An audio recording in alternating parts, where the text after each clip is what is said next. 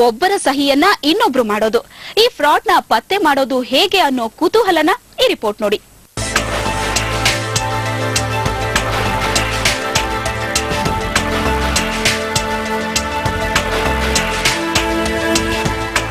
ಸಹಿಯನ್ನ forgery ಮಾಡಿ ಬ್ಯಾಂಕಿನಲ್ಲಿ ಹಣ ಪಡೆದುಕೊಳ್ಳೋದು, ಡೆತ್ ನೋಟ್ಗಳನ್ನ ಇನ್ನೊಬ್ರು ಬರೆದಿರೋದು, ಹೀಗೆ ಒಂದೇ ಎರಡೇ ಹಲವು ರೀತಿಯಲ್ಲಿ ಮೋಸ ವಂಚನೆಗಳು ನಡೆಯುತ್ತವೆ.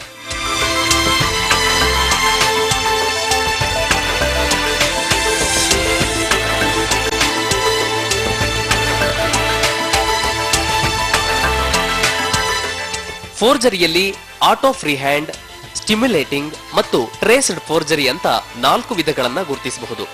ಸಹಿಯನ್ನ ಮೋಸ ಮಾಡಿ ಬಚಾವಾಗಲು ಸಾಧ್ಯವಿಲ್ಲ. ಹೇಗೆ ಫೋರ್ಜರಿ ಮಾಡಿದ್ರೂ ಅದನ್ನ ಪತ್ತೆ ಮಾಡಬಹುದು ಅಂತಾರೆ ಕೈಬರಹದ ಎಕ್ಸ್ಪರ್ಟ್ಸ್. ಫೋರ್ಜರಿ ಮಾಡೋದಕ್ಕೆ ಕೂಡ ಸುಮಾರು ವಿಧಾನಗಳಿದೆ. ಬಟ್ ಟ್ರೇಸ್ಡ್ ಫೋರ್ಜರಿನಲ್ಲಿ ಏನಾಗುತ್ತೆ ಅಂತ ಹೇಳಿದ್ರೆ ಎಲ್ಲ ಸಿಗ್ನೇಚರ್ಗಳು ಒಂದೇ ಒಂದು ಮ್ಯಾಥಮೆಟಿಕಲ್ ಸಿಮಿಲಾರಿಟೀಸ್ ಇರುತ್ತೆ. ಸೊ ಅದರಿಂದ ಟ್ರೇಸ್ಡ್ ಫೋರ್ಜರಿ ಪ್ರೂವ್ ಮಾಡೋ ವಿಧಾನ ಬೇರೆ ಇರುತ್ತೆ, ಅಥವಾ ಫ್ರೀ ಹ್ಯಾಂಡ್ ಫೋರ್ಜರೀಸ್ ಪ್ರೂವ್ ಮಾಡೋ ವಿಧಾನ ಬೇರೆ ಇರುತ್ತೆ, ಸ್ಟಿಮ್ಯುಲೇಟೆಡ್ ಫೋರ್ಜರಿ ಪ್ರೂವ್ ಮಾಡೋ ವಿಧಾನಗಳು ಬೇರೆ ಇರುತ್ತೆ. ಸೊ ಪ್ರತಿಯೊಂದು ಸ್ಟೈಲ್ ಆಫ್ ಫೋರ್ಜರಿ ಕೂಡ ಪ್ರೂವಿಂಗ್ ಆಸ್ಪೆಕ್ಟ್ಸ್ ಏನಿರುತ್ತೆ, ಸೈಂಟಿಫಿಕ್ ಅಪ್ರೋಚ್ ಏನಿರುತ್ತೆ ಅದಕ್ಕೂ ಬೇರೆ ಬೇರೆ ಇರುತ್ತೆ. ಸೊ ಈ ಒಂದು ವಿಷಯದಲ್ಲಿ ಫೋರ್ಜರಿ ಐಡೆಂಟಿಫೈ ಮಾಡ್ಬೋದು ನಾವು. ಫೋರ್ಜರಿಯನ್ನ ಪತ್ತೆ ಮಾಡಲು ಡಿಜಿಟಲ್ ಮ್ಯಾಗ್ನಿಫೈಯರ್ ಮಷಿನ್ ಬಳಕೆ ಮಾಡ್ತಾರೆ. ಇದರಿಂದ ಸಹಿಯಲ್ಲಿ ಎಲ್ಲೆಲ್ಲಿ ತಪ್ಪುಗಳಾಗಿವೆ ಅನ್ನೋದನ್ನ ಸುಲಭವಾಗಿ ಪತ್ತೆ ಮಾಡಿ ಮೋಸವನ್ನ ತಡೆಗಟ್ಟಬಹುದು.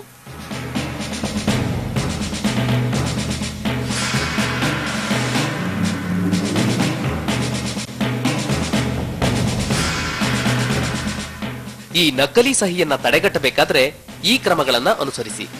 ಸಹಿಯನ್ನ ಮಾಡೋಕೆ ಒಂದೇ ರೀತಿ ಪೆನ್ ಬಳಸಿ.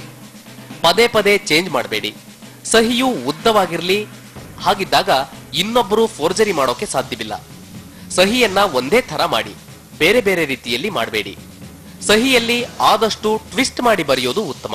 ತಪ್ಪು ಮಾಡೋದಕ್ಕೆ ಎಷ್ಟು ವಿಧಾನಗಳಿದೆಯೋ ಅದನ್ನ ಪ್ರೂವ್ ಮಾಡೋದಕ್ಕೂ ಅಷ್ಟೇ ವಿಧಾನಗಳಿದೆ. ಸೊ ಈ ಒಂದು ಡಾಕ್ಯುಮೆಂಟ್ ಫ್ರಾಡ್ಸ್ ಅಂತ ಹೇಳ್ಬೇಕಾದ್ರೆ ಫೋರ್ಜರೀಸ್ ಇರ್ಬೋದು, ಥ್ರೆಟ್ ಲೆಟರ್ಸ್ ಇರ್ಬೋದು, ಅಥವಾ ಸೂಸೈಡ್ ನೋಟ್ಸ್ ಇರ್ಬೋದು. ಸೂಸೈಡ್ ನೋಟ್ಸಲ್ಲಿ ಏನಿರುತ್ತೆ ಅಂತ ಹೇಳಿದ್ರೆ ಸೂಸೈಡ್ ನೋಟ್ಸ್ ಸಿಕ್ಕಿರುತ್ತೆ. ಕ್ವಶನ್ ಏನಿದೆ ಅಂತ ಹೇಳಿದ್ರೆ ಅವರೇ ಬರ್ಕೊಂಡು ಸತ್ತಿರೋದ ಅಥವಾ ಬೇರೆ ಯಾರಾದರೂ ಬರೆದಿಟ್ಟಿರೋದ ಅವ್ರ ಸತ್ತ ಮೇಲೆ. ಸೊ ಈ ಒಂದು ಕ್ವಶನ್ ಅರೈಸ್ ಆಗುತ್ತೆ. ಸೊ ಈ ಒಂದು ವಿಷಯದಲ್ಲಿ ಸಾಯಬೇಕಾದಾಗ ಒಬ್ಬ ವ್ಯಕ್ತಿ ಸೂಸೈಡ್ ಮಾಡ್ಕೊಳ್ಳೋ ಒಂದು ಮನಸ್ಸಿಗೆ ಒಂದು ಟೆಂಡೆನ್ಸಿ ಬಂದಾಗ ಅವರ ಒಂದು ಸ್ಟ್ರೆಸ್ ಲೆವೆಲ್ಸ್ ಇರ್ಬೋದು, ಡಿಪ್ರೆಷನ್ ಲೆವೆಲ್ಸ್ ಇರ್ಬೋದು, ಅದನ್ನೆಲ್ಲ ಅರ್ಥ ಮಾಡ್ಕೊಳ್ಳೋದಕ್ಕೆ ಫೋರೆನ್ಸಿಕ್ ಗ್ರಾಫಾಲಜಿ ಯೂಸ್ ಮಾಡ್ತೀವಿ ನಾವು. ಇತ್ತೀಚೆಗಂತೂ ಸಾಕಷ್ಟು ಫೋರ್ಜರಿ ಸಹಿಗಳಿಂದಾಗಿ ಏನೆಲ್ಲ ಅವಾಂತರಗಳಾಗಿವೆ. ಈ ಕಾರ್ಪೊರೇಟ್ ಪ್ರಪಂಚದಲ್ಲಿ ನಡೀತಿರೋ ಫ್ರಾಡ್ಗಳನ್ನ ತಡೆಯೋಕೆ ನಾವೇ ಎಚ್ಚೆತ್ತುಕೊಳ್ಬೇಕಿದೆ.